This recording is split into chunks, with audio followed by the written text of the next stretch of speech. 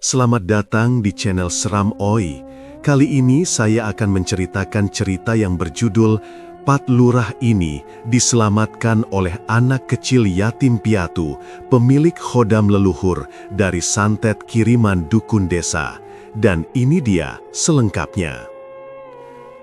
Tahun 1989, Desa Karangasem berdiri dengan ketenangan khas pedesaan Jawa.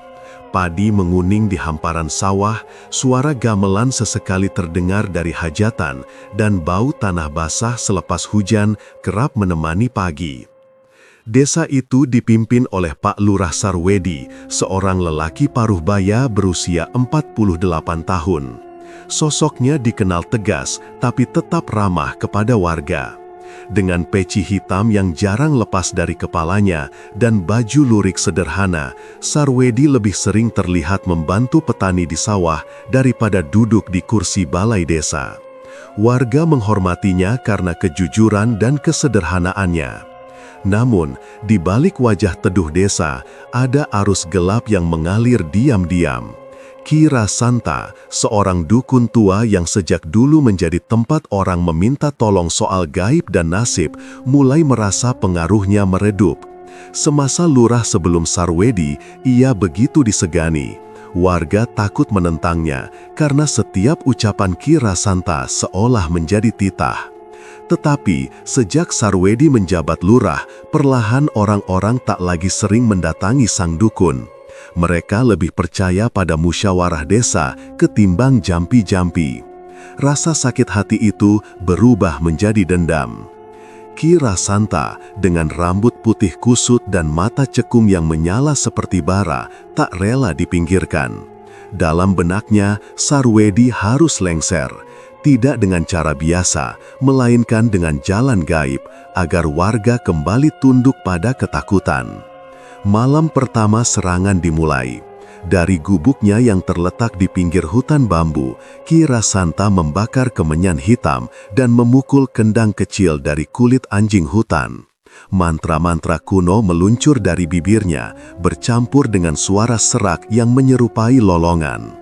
Gusti Jagat Sing Peteng, Tumuruno, tumbal iki kanggo nyowo Sarwedi, bisiknya.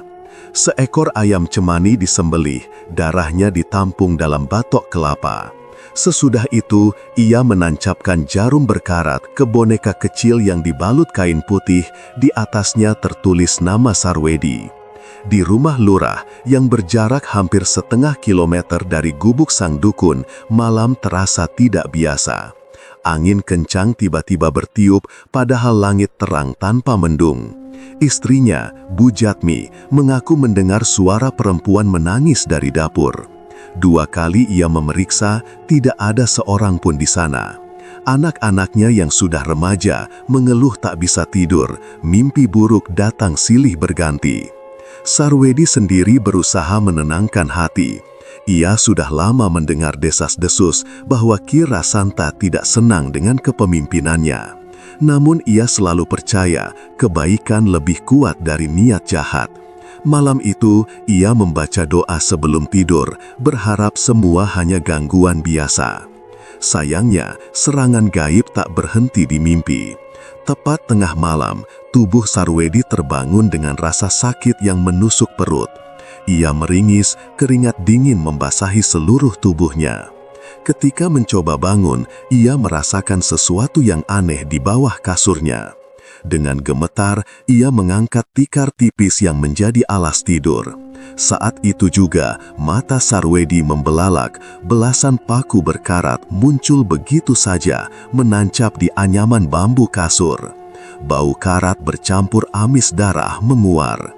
Bu Jatmi menjerit histeris, anak-anaknya berlarian keluar kamar. Sarwedi berusaha tetap tenang, meski wajahnya memucat. Ia tahu betul, ini bukan ulah manusia biasa. Iki santet, gumamnya lirih. Keesokan paginya, kabar itu menyebar cepat ke seluruh penjuru desa. Orang-orang berdatangan ke depan rumah lurah hanya untuk melihat dari kejauhan. Tak ada yang berani masuk. Bisik-bisik terdengar di antara kerumunan. Paku karatan tekan jero omah, piye iso. wes mesti ulah Ki Rasanta lurah kuwi dadi sasaran. Sing mlebu nang kono iso-iso kenek balene. Tak ada satupun yang berani menawarkan pertolongan, bahkan para sesepuh desa pun memilih bungkam. Semua tahu siapa yang berani melawan Ki Rasanta biasanya akan menerima nasib buruk. Ada yang tiba-tiba sakit, ada pula yang sawahnya tak lagi berbuah. Ketakutan itu membuat desa bagaikan lumpuh. Pak Lurah Sarwedi duduk di balai rumahnya dengan wajah letih. Ia menatap warga yang hanya berani menonton dari kejauhan. Dalam hatinya ia kecewa. Ia telah mengabdi dengan tulus, namun saat dirinya diganggu, tidak ada yang mau mendekat. Ia mencoba menenangkan istrinya yang masih ketakutan. "Ora usah kuatir Jatmi, aku isih kuat, iki mung ujian," katanya dengan suara lirih meski tubuhnya masih terasa nyeri. Malam berikutnya, gangguan makin menjadi. Suara gamelan tiba-tiba terdengar dari halaman rumah meski tak ada yang bermain. Seekor ular besar muncul di dapur meski ketika dicari jejaknya hilang begitu saja. Bahkan ayam-ayam peliharaan mereka ditemukan mati dengan tubuh hangus seperti terbakar petir. Sarwedi mulai merasa lelah. Bukan hanya fisiknya yang diganggu, tetapi juga batinnya yang diuji. Ia sadar serangan ini akan terus berlanjut bila ia tidak menemukan jalan keluar. Namun, kepada siapa ia bisa meminta pertolongan? Para warga enggan membantu, dan ia tidak ingin menjerumuskan keluarganya dalam bahaya. Desa yang semula damai, kini diliputi bayangan ketakutan.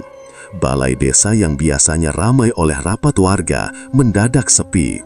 Orang-orang enggan melintas malam hari di dekat rumah lurah. Bahkan ada yang mulai berbisik, apa mungkin Sarwedi memang tidak cocok jadi lurah yang nganti ora iso nahan santet kui? Bisikan-bisikan itu menambah beban di dada Sarwedi. Namun, di balik hatinya, ia masih percaya selalu ada jalan terang di balik kegelapan. Ia belum tahu pertolongan tidak akan datang dari orang dewasa yang kini membisu ketakutan, melainkan dari seorang anak kecil, yatim piatu, yang selama ini nyaris terlupakan oleh desa. Di pinggir desa Karangasem, jauh dari keramaian balai desa dan sawah utama, berdiri sebuah gubuk reyot beratap rumbia. Gubuk itu nyaris tak pernah diperhatikan orang, kecuali ketika hujan deras yang membuatnya tampak seperti hampir roboh. Di sanalah, seorang anak berusia 11 tahun bernama Wahyu Prawira tinggal sendirian. Wahyu yatim piatu sejak usia 7 tahun. Ibunya meninggal karena demam tinggi yang tak bisa tertolong, sedangkan ayahnya wafat lebih dulu akibat kecelakaan di sungai. Sejak itu, hidupnya berpindah-pindah, kadang diasuh tetangga, kadang tidur sendirian di gubuk peninggalan kakeknya.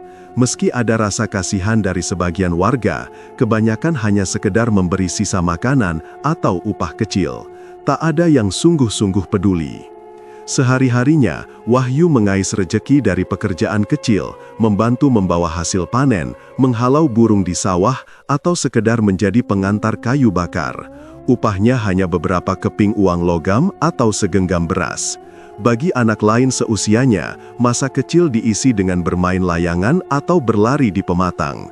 Bagi Wahyu, masa kecil adalah perjuangan untuk sekadar makan. Namun di balik tubuh kecil yang sering tampak lemah, ada sesuatu yang tak diketahui banyak orang. Dalam dirinya, bersemayam kekuatan gaib yang diwariskan dari Raden Singajaya, leluhur dari garis kakeknya. Raden Singajaya adalah seorang prajurit sakti yang gugur membela tanah Karangasem ratusan tahun silam.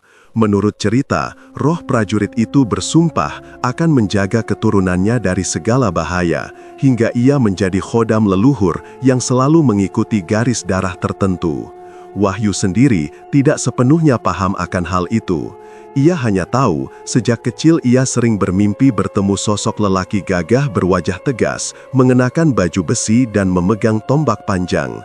Sosok itu kerap muncul dalam tidurnya, berbicara dengan suara berat penuh wibawa.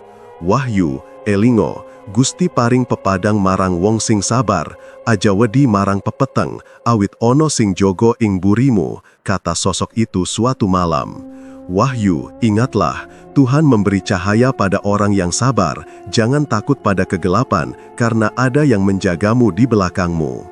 Setiap kali bangun dari mimpi itu, Wahyu merasakan dadanya hangat dan semangatnya kembali, meski hari-harinya penuh kesulitan. Sayangnya, orang-orang desa tak pernah tahu hal itu. Mereka hanya melihat Wahyu sebagai bocah yatim piatu yang lemah, kotor, dan sering dianggap pengganggu. Anak-anak seusianya mengejeknya, menyebutnya Wahyu kucing liar karena sering terlihat mencari sisa makanan. Orang dewasa hanya memandangnya sebelah mata, meski kadang ada rasa iba. Suatu sore, Wahyu duduk di pinggir pematang sawah setelah seharian menghalau burung. Matahari mulai tenggelam, langit memerah, sementara ia hanya memegang sebungkus nasi bungkus bekas pemberian Bu Narti, penjual sayur. Saat makan, ia teringat kembali wajah kakeknya, almarhum Mbah Jati Rengga, yang dulu sering menasehati, "Nduk, kowe iki turunan wong sing tansah dijogo leluhur, yen waktu peteng teko, kowe bakal ngerti dewe. Nak, kamu ini keturunan yang selalu dijaga leluhur. Bila masa kegelapan datang, kamu akan mengerti sendiri." Kata-kata itu semakin terasa nyata ketika malam menjelang. Malam itu, udara di desa Karangasem berbeda. Angin berembus dingin menusuk. Anehnya, terdengar suara-suara lirih seperti bisikan yang tak jelas dari arah hutan bambu. Wahyu, yang berbaring di dalam gubuknya, terbangun dengan dada berdebar. Ia merasa seolah ada yang memanggil namanya. "Wahyu," bisikan itu terdengar, entah dari luar gubuk atau dari dalam kepalanya. Wahyu terdiam, mendengarkan, jantungnya berdetak cepat. Ia mencoba memejamkan mata, namun bisikan itu semakin jelas. "Wahyu, tangiyo, waktu iki wis tekan." Tiba-tiba, ia melihat bayangan samar sosok prajurit dalam mimpinya, berdiri di pojok gubuk. Bukan lagi hanya mimpi, tapi seolah hadir nyata. Sosok itu memandangnya tajam. "Ana bebaya gede cah cilik, wong jahat arep ngerebut urip lurahmu, kowe kudu wani, aku sing nuntun." Tubuh Wahyu gemetar, antara takut dan bingung. Bagaimana mungkin anak sekecil dirinya bisa menolong lurah desa? Namun suara itu begitu tegas, membuatnya tak bisa mengelak. "Nang endi kiai, aku kudu ngendi?" tanyanya terbata. Bayangan prajurit itu menuju ke arah pusat desa, ke rumah Pak Lurah Sarwedi.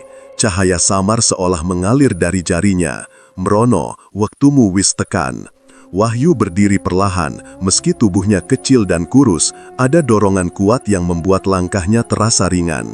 Ia mengambil jaket tipis peninggalan ibunya, lalu keluar gubuk. Malam itu, bulan tampak pucat, seolah menyembunyikan sinarnya di balik awan.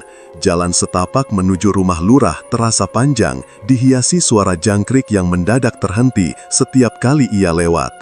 Di sepanjang perjalanan, Wahyu merasakan sesuatu mengikuti dari belakang, bukan manusia, melainkan bayangan gelap yang bergerak cepat di antara pepohonan.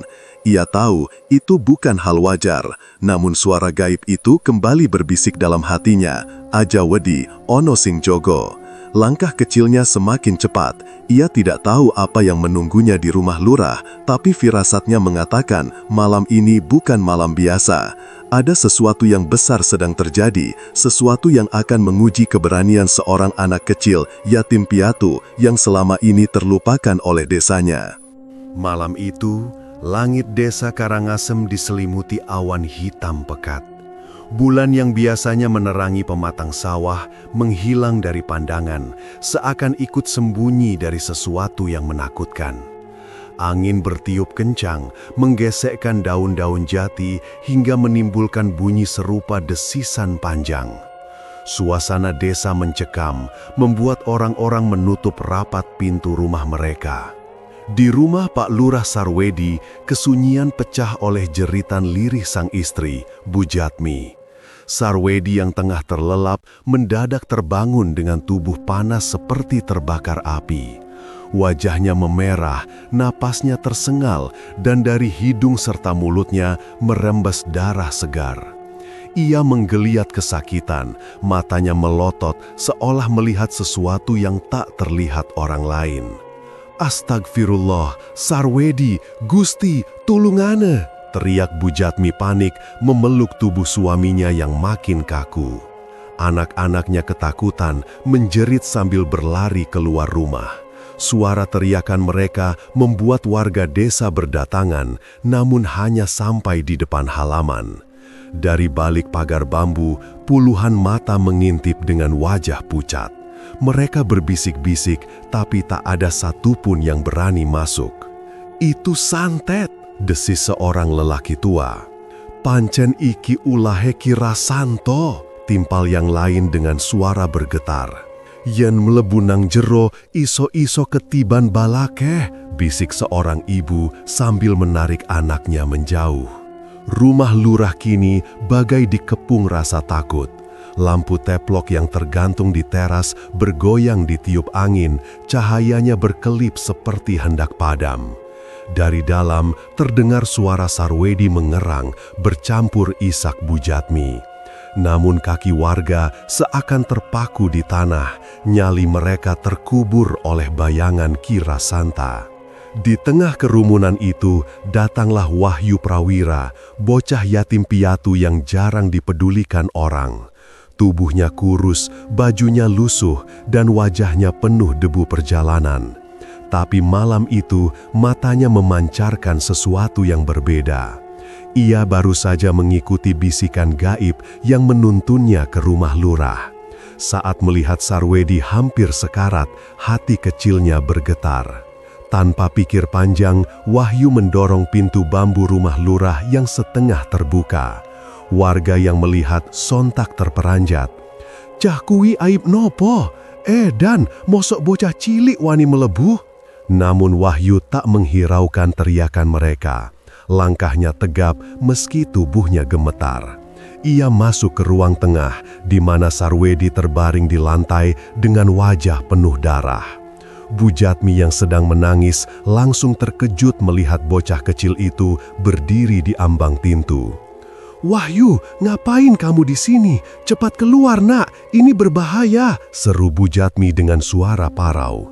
Wahyu hanya menunduk sebentar lalu berkata lirih, "Bu, saya nggak bisa pergi, saya harus di sini, kakek saya yang nyuruh."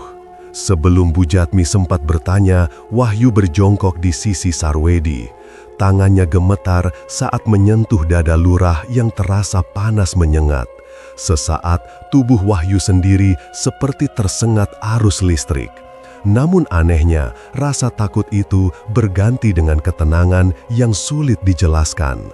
Tiba-tiba cahaya samar muncul dari telapak tangannya. Bukan cahaya terang seperti lampu, melainkan sinar putih keemasan yang lembut seolah berasal dari kedalaman tubuhnya. Cahaya itu merambat ke tubuh Sarwedi, menembus kulitnya, dan seketika erangan kesakitan berangsur reda. Bujatmi menutup mulutnya, hampir tak percaya dengan apa yang dilihat. Dari luar rumah, warga yang mengintip juga berdesis ngeri sekaligus takjub. "Ya Allah, cah kuwi ono cahyane. Pancen bener dudu bocah biasa kuwi." Sementara itu, di dalam diri Wahyu, suara berat yang sudah sering hadir dalam mimpinya kembali terdengar. Raden Singajaya, sang hodam leluhur, berbicara. "Bagus Wahyu, iki waktumu. Energi leluhur ora bakal ninggal kowe, tetep tenang, aja wedi." Tubuh Sarwedi mulai dingin kembali, wajahnya yang pucat mendapat sedikit warna. Darah yang semula terus menetes kini berhenti. Perlahan ia membuka mata. Pandangannya kabur, tapi ia bisa melihat seorang anak kecil duduk di sampingnya dengan cahaya samar mengelilingi tubuh mungil itu. Sapa kowe?" Suara Sarwedi lirih hampir tak terdengar. Wahyu menunduk sopan lalu menjawab dengan pelan, "Aku Wahyu, Pak, anak yatim sing manggon nang pinggir sawah. Aku mung nindakake amanah saka simbahku." Sarwedi tertegun. Amanah dari kakek, anak sekecil ini yang menolongnya dari kematian? Pikiran lurah itu berkecamuk, namun tubuhnya masih terlalu lemah untuk berbicara banyak. Bujatmi yang menyaksikan semuanya menitikkan air mata. Perasaan takutnya berganti harapan. Ia memegang tangan Wahyu dengan gemetar. "Nak, apa kamu bisa nolong suamiku?" Wahyu menoleh sebentar lalu mengangguk dengan mantap. "Aku ora dewekan bu, ana sing jogo aku, leluhurku sing ngancani." Di luar rumah, warga yang menyaksikan cahaya samar dari balik jendela makin riuh. Mereka saling pandang dengan mata penuh tanda tanya. Selama ini, mereka menganggap Wahyu hanya anak kecil tak berarti. Tapi malam itu, bocah yatim piatu itulah yang berani melangkah ke dalam kegelapan dan menghadapi santet mematikan. Dalam kesunyian yang kembali menyelimuti rumah, Sarwedi menarik napas panjang. Rasa sakit di tubuhnya memang belum sepenuhnya hilang, tapi ia merasakan sesuatu yang berbeda. Sebuah kekuatan hangat yang seolah melindungi dirinya. Pandangan matanya tertuju pada Wahyu, bocah kecil yang kini duduk di sampingnya dengan wajah pucat tapi sorot mata penuh keberanian.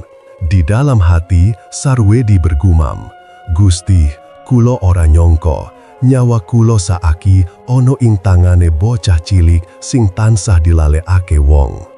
Malam itu, tanpa disadari siapapun, pertemuan di ruang sederhana itu menjadi awal dari ikatan aneh antara seorang lurah yang hampir mati dan seorang anak yatim piatu yang membawa warisan gaib leluhur.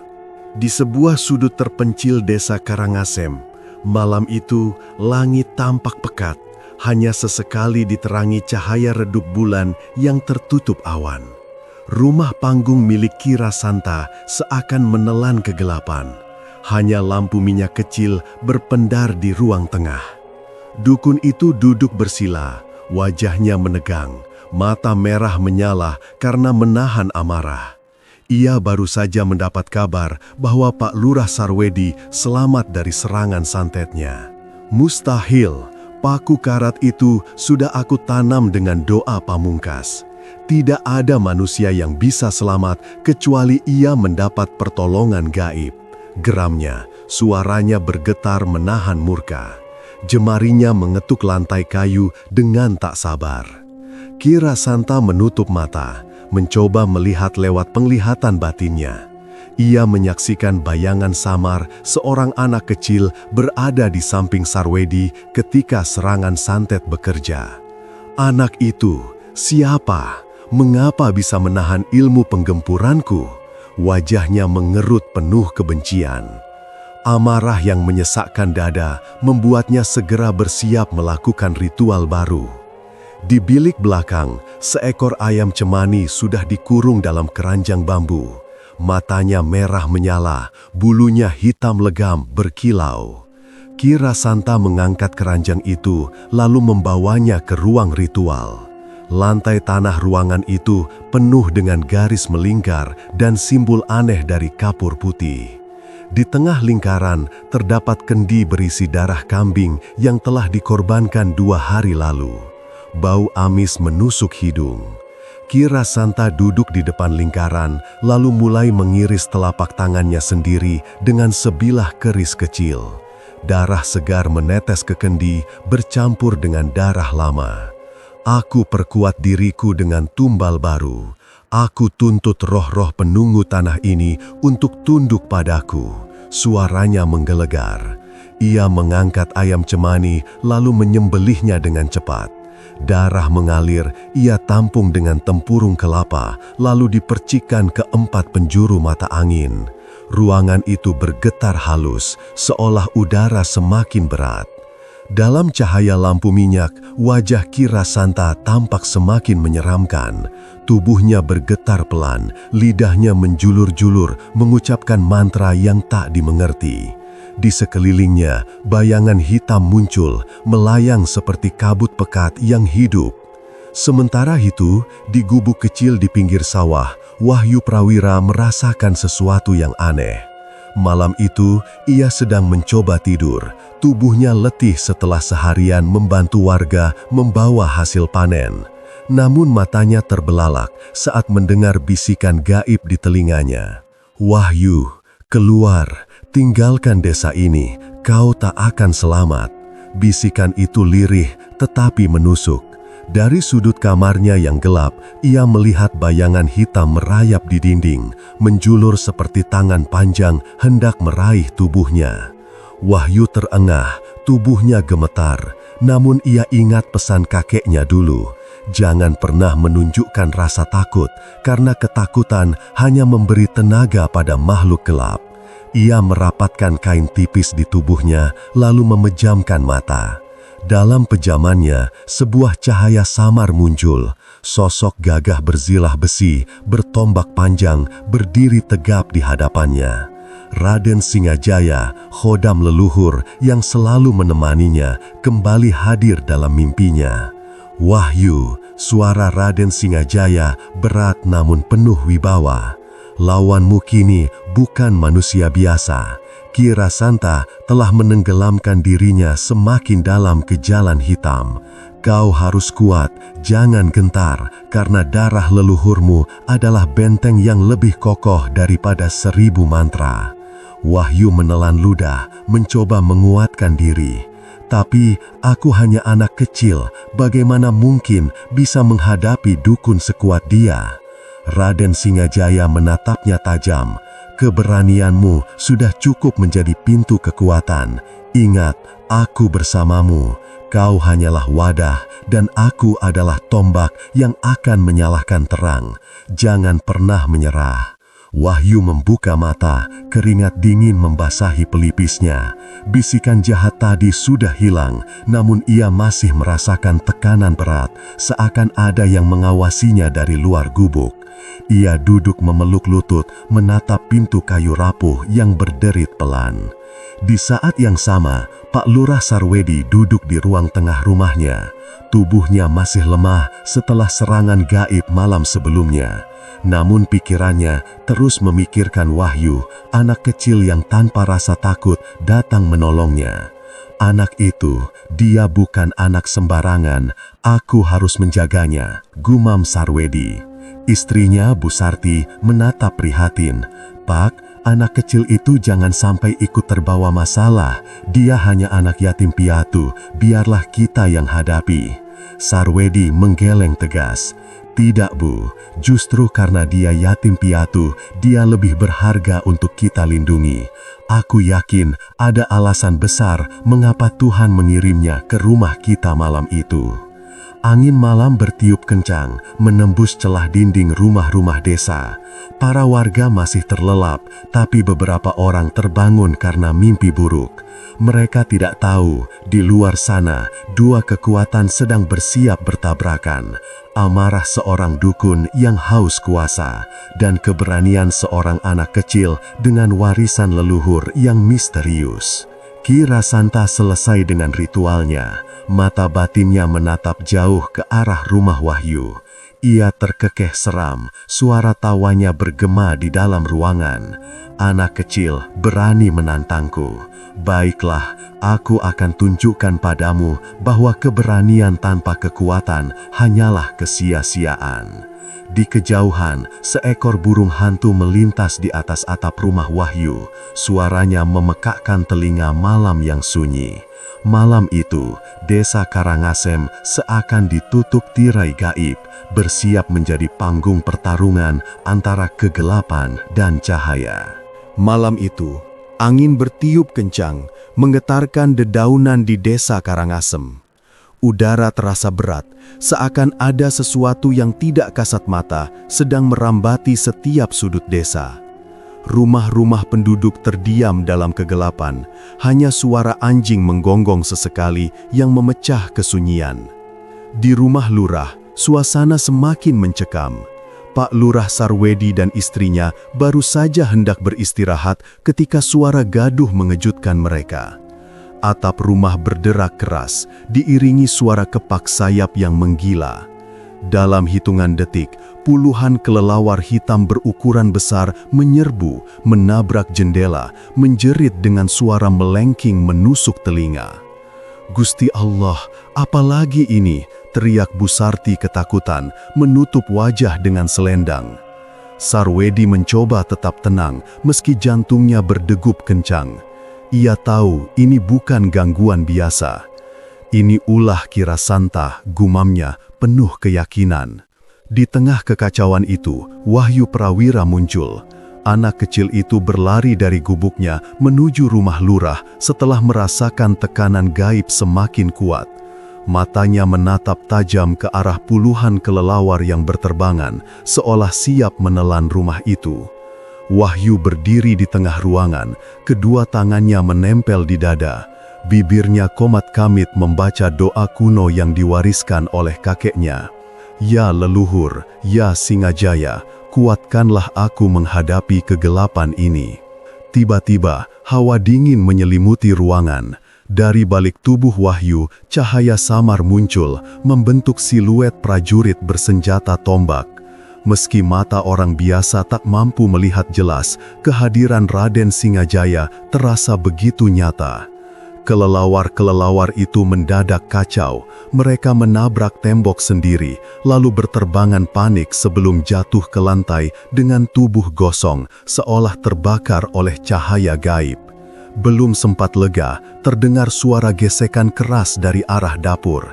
Pintu kayu jebol dan dari dalam merayap seekor ular besar dengan sisik hijau kehitaman. Tubuhnya sebesar batang kelapa, matanya merah menyala, lidahnya menjulur menjilat udara. Bu Sarti menjerit, mundur ke sudut ruangan.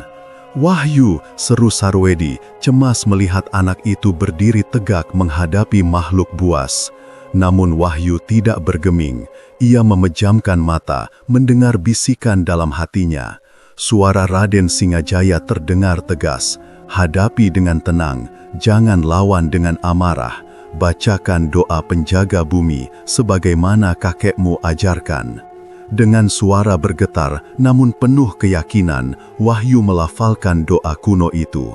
Kata-kata Jawa kuno yang jarang didengar kini keluar dari bibir mungilnya. Ular itu mendesis keras, tubuhnya menggeliat marah, namun setiap kali mencoba mendekat, tubuhnya terpental seolah ada dinding tak kasat mata yang menghadang. Sarwedi menyaksikan semua itu dengan mata terbelalak. Ia tidak percaya seorang anak kecil mampu berdiri melawan teror gaib yang bahkan membuat orang dewasa sekalipun tak berdaya. Tak lama kemudian, hawa desa semakin tegang. Dari kejauhan, tepat di dekat pohon beringin besar yang berdiri angker di tengah desa, cahaya merah berkobar. Bayangan Ki Rasanta tampak samar, duduk bersila dengan mata terpejam, mantranya bergetar menggetarkan tanah.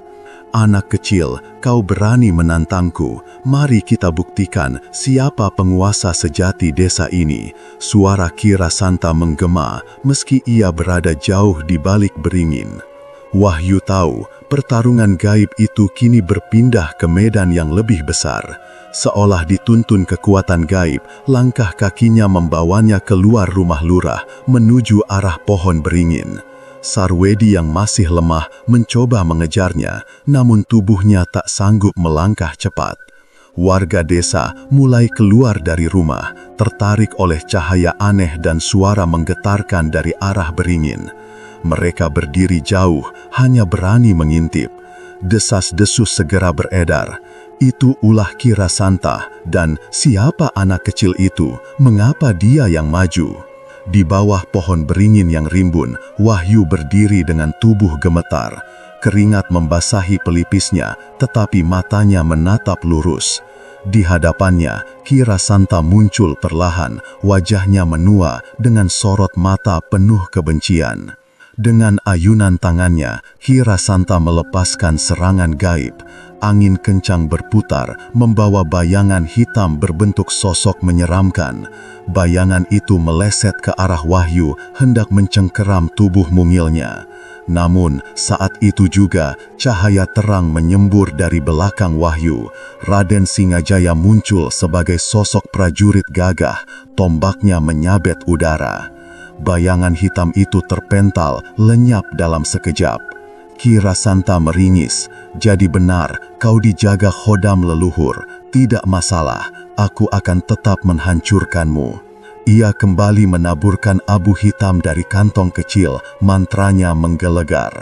Tubuh Wahyu semakin lemah, lututnya hampir goyah. Namun Raden Singajaya berdiri kokoh, melindungi anak kecil itu dengan cahaya perisai yang membungkusnya. Setiap serangan Ki Rasanta, entah berupa bayangan atau hembusan api gaib, terpental sebelum menyentuh Wahyu. Dari kejauhan, warga desa melihat jelas cahaya pertempuran itu. Mereka berbisik ketakutan sekaligus takjub. Anak yatim itu, dia yang melindungi lurah kita. Ada yang meneteskan air mata, merasa malu karena sebelumnya sering meremehkan Wahyu. Pak Lurah Sarwedi akhirnya sampai di kerumunan warga. Meski tubuhnya lemah, ia bersuara lantang. "Jangan takut, anak ini bukan anak sembarangan. Dia pewaris leluhur yang melindungi desa kita."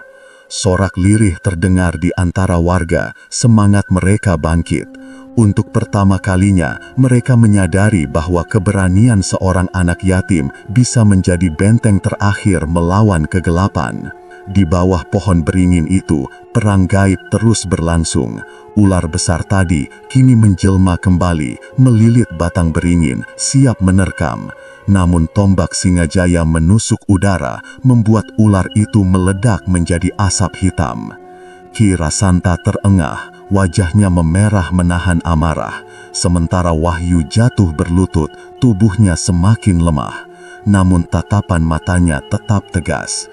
Ia tahu pertarungan ini belum berakhir, tapi malam itu seluruh desa sudah melihat dengan mata kepala sendiri siapa sebenarnya pelindung mereka. Malam setelah perang gaib di bawah pohon beringin, desa Karangasem masih belum sepenuhnya tenang. Warga berbisik-bisik, sebagian masih tidak percaya dengan apa yang mereka lihat. Seorang anak yatim kecil berani berdiri menahan serangan dukun kejam yang ditakuti seluruh desa. Rumah lurah malam itu menjadi tempat pertemuan kecil. Pak Lurah Sarwedi, wajahnya masih pucat, duduk di tikar pandan dengan tubuh bersandar pada bantal. Di hadapannya, Wahyu Prawira duduk bersila, tubuhnya juga terlihat lelah. Api pelita berayun pelan, menebarkan cahaya kuning keemasan.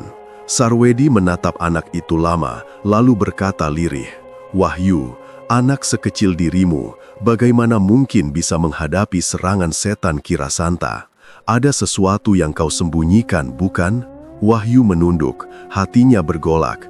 Ia teringat pesan mendiang kakeknya, agar tidak sembarangan membuka rahasia garis darahnya. Namun, melihat tatapan tulus Sarwedi, ia merasa beban itu terlalu berat untuk dipikul sendiri. Perlahan ia menarik napas, lalu berbicara, "Pak Lurah, ada sesuatu yang harus saya katakan. Mungkin ini akan terdengar aneh, tapi saya tidak bisa terus menyimpannya. Selama ini, saya tidak pernah benar-benar sendirian. Saya dijaga oleh roh leluhur keluarga saya. Namanya Raden Singajaya." Ruangan hening, hanya suara jangkrik di luar terdengar. Sarwedi menatapnya lekat, berusaha memahami kata-kata Wahyu. "Raden Singajaya," ia mengulang pelan. Wahyu mengangguk. Beliau adalah seorang prajurit sakti ratusan tahun lalu. Saat desa ini masih sering diserang perampok dan bala tentara asing, beliau gugur membela tanah ini.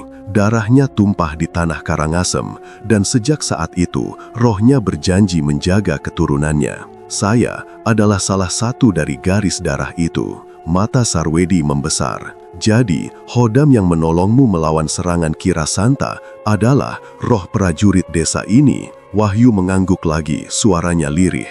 "Iya, Pak. Kakek saya dulu yang mewariskan doa-doa untuk menjaga hubungan itu. Setiap kali saya ketakutan, beliau muncul dalam mimpi, memberi nasihat. Saat bahaya datang, beliau berdiri melindungi. Itulah yang Bapak lihat malam tadi." Pak Lurah merasakan bulu kuduknya meremang.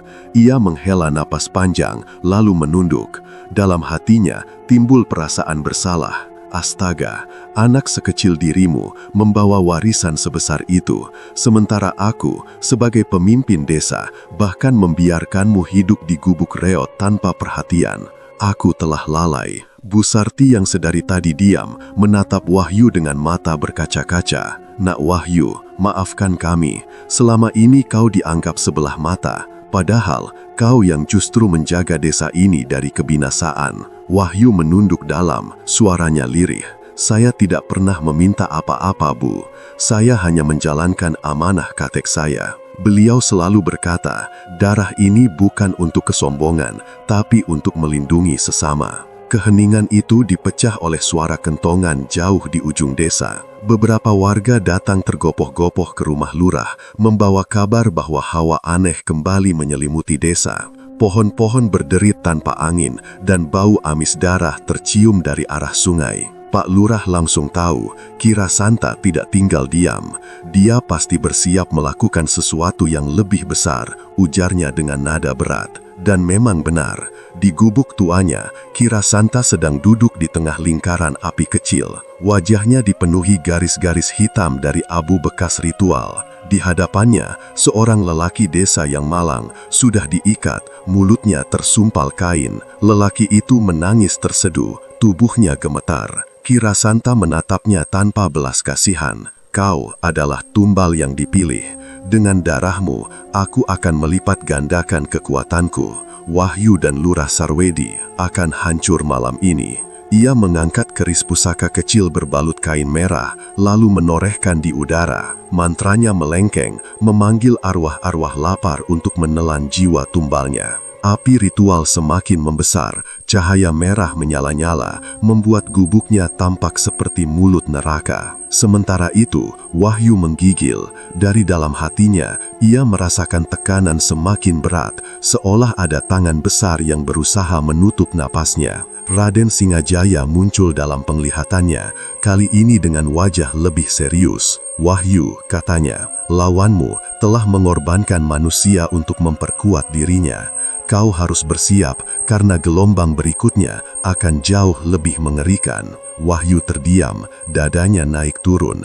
Ia masih anak-anak, tapi tanggung jawab yang menimpa pundaknya begitu besar. Ia memandang Sarwedi yang kini menatapnya penuh keyakinan. Aku tidak akan membiarkanmu sendirian, nak, kata Sarwedi dengan suara mantap. Mulai malam ini, aku dan warga akan berdiri di belakangmu. Aku tak akan lagi membiarkan dukun itu seenaknya menebar ketakutan. Wahyu mengangguk pelan. Dalam dirinya, ia tahu bahwa benteng doa bukan hanya datang dari khodam leluhur, tapi juga dari keyakinan orang-orang yang ia lindungi. Malam itu, ia merasa sedikit lebih kuat. Namun jauh di sana, Kira Santa telah menyulut api ritual yang akan menyalakan perang pamungkas. Malam itu, langit terbuka tanpa awan. Bulan purnama menggantung sempurna di atas desa. Cahayanya memantul ke hamparan sawah angker yang sudah lama dihindari warga. Angin bertiup dingin membawa aroma tanah basah bercampur bau anyir yang aneh. Di tengah pematang sawah, Kira Santa berdiri dengan kain hitam yang menjuntai. Tubuhnya dipenuhi rajah merah darah. Di sekelilingnya, lingkaran sesaji dari kepala kambing, kemenyan, dan kendi berisi darah manusia mengeluarkan hawa kematian. Ini malam terakhir kalian bernafas, Lurah. Bocah yatim itu akan kubenamkan bersama leluhurnya di tanah ini. Seru Kira Santa, suaranya parau bercampur tawa menyeramkan. Pak Lurah Martawijaya berdiri tegak, wajahnya menegang. Di sampingnya, Wahyu menatap lurus ke arah dukun tua itu. Meski tubuh kecilnya gemetar, matanya berkilat, seolah ada sesuatu yang lebih besar dari dirinya bersemayam di sana. Tanpa aba-aba, ritual Kira Santa mencapai puncak. Dari dalam lingkaran sesaji, muncul makhluk-makhluk hitam dengan rupa menyerupai bayangan manusia berwajah binatang. Puluhan kelelawar berukuran sebesar anak kambing berterbangan, berputar di langit, menghitamkan cahaya bulan. Dari tanah sawah yang basah, menjulur ular-ular hitam yang melata menuju kaki Pak Lurah dan Wahyu. Pak Lurah segera menghunus keris warisan keluarganya, berusaha menangkis serangan ular. Namun jelas terlihat bahwa kekuatan itu bukan tandingannya. Wahyu melangkah maju, menutup mata, lalu mulai melantunkan doa-doa yang sejak lama diajarkan Raden Singajaya dalam mimpi-mimpinya. Bisikan itu kembali hadir di telinganya. suara gagah seorang prajurit masa lalu. "Wahyu, jangan gentar. Aku bersamamu. Darahmu adalah darahku, tubuhmu adalah wadahku. Satukan niatmu dengan pusaka leluhur." Tiba-tiba, tubuh Wahyu bergetar hebat. Cahaya putih kekuningan menyelimuti dirinya, membuat Pak Lurah terperangah. Bocah yatim piatu itu kini tampak berbeda. Sorot matanya berubah bagai mata seorang prajurit tangguh. Langkahnya mantap, tubuh kecilnya tegap seperti seorang kesatria. Di tangannya muncul sebuah tombak gaib dengan ujung berkilauan. Tombak itu bukan besi biasa, melainkan pusaka leluhur yang lahir dari ikatan darah dengan Raden Singajaya. Ki Rasanta meraung marah. "Berani sekali bocah ingusan, kau pikir bisa melawan kuasa yang kubangun dengan tumbal nyawa?" Ia menancapkan tongkat hitam ke tanah. Dari sana keluar api hijau menyambar ke arah Wahyu. Namun setiap serangan terpental sebelum menyentuh tubuh Wahyu. Khodam leluhur melindungi bocah itu, membentuk perisai gaib yang tak terlihat. Wahyu melompat ringan, mengayunkan tombaknya ke arah makhluk-makhluk hitam. Satu persatu bayangan itu terbelah, hancur menjadi abu hitam yang lenyap diterpa angin.